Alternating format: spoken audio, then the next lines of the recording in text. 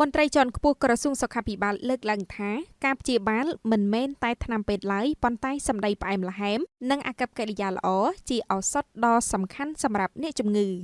ក្នុងពិធីប្រគល់សញ្ញាបត្រជូននិស្សិតជ័យលាភីចំនួន421នាក់នៃសាកលវិទ្យាល័យអង្គរនាព្រឹកថ្ងៃទី16ខែមីនាឆ្នាំ2026នេះឯកឧត្តមសាស្ត្រាចារ្យ ខិត សុណារ៉ា រដ្ឋលេខាធិការក្រសួងសុខាភិបាលបានសង្កត់ធ្ងន់ថាក្រមសីលធម៌និងវិជ្ជាជីវៈគឺជាឆ្អឹងខ្នងមិនអាចខ្វះបានក្នុងវិស័យសុខាភិបាលនិងអប់រំហើយការព្យាបាលមិនមែនមានតែថ្នាំពេទ្យនោះទេប៉ុន្តែសម្ដីផ្អែមល្ហែមនិងអាកប្បកិរិយាល្អគឺជាចំណែកមួយដ៏សំខាន់ក្នុងការជួយឲ្យអ្នកជំងឺមានក្តីសង្ឃឹមនិងឆាប់ជាសះស្បើយ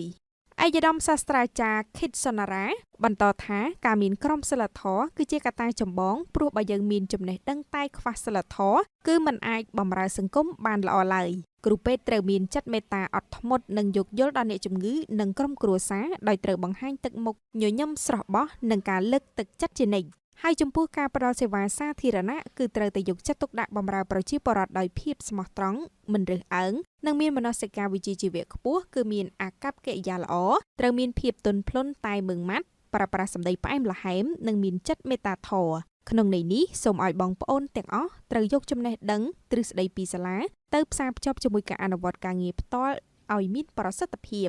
ឯកឧត្តមសៀងណាំប្រធានក្រុមប្រឹក្សាភិបាលនៃសាកលវិទ្យាល័យអង្គរមានប្រសាសន៍ថាដោយមានការជួយគ្រប់គ្រងនិងមានការអនុញ្ញាតពីក្រសួងសុខាភិបាលសាកលវិទ្យាល័យអង្គរបានបើកដំណើរការមហាវិទ្យាល័យសុខាភិបាលសាធារណៈគឺចាប់តាំងពីឆ្នាំ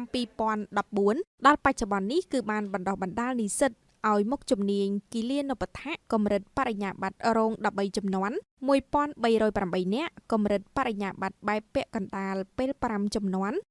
171នាក់កម្រិតបរិញ្ញាបត្រ4ជំនាន់191នាក់និងជំនាញឆ្មបកម្រិតបរិញ្ញាបត្ររង9ជំនាន់412នាក់ឯកឧត្តមសៀងណាំបានបញ្ជាក់ថាការរៀបចំពិធីនេះឡើងគឺដើម្បីបង្ហាញពីគុណភាពនិងការទទួលខុសត្រូវរបស់សាកលវិទ្យាល័យក្នុងការចូលរួមអភិវឌ្ឍមូលធនមនុស្សស្របតាមយុទ្ធសាស្ត្របញ្ចកោណដំណាក់កាលទី1របស់រាជរដ្ឋាភិបាលកម្ពុជាក្រោមការដឹកនាំរបស់សម្ដេចមហាបវរធិបតីហ៊ុនម៉ាណែតដើម្បីឈានទៅសម្រេចចក្ខុវិស័យជាប្រទេសមានចំណូលខ្ពស់នៅឆ្នាំ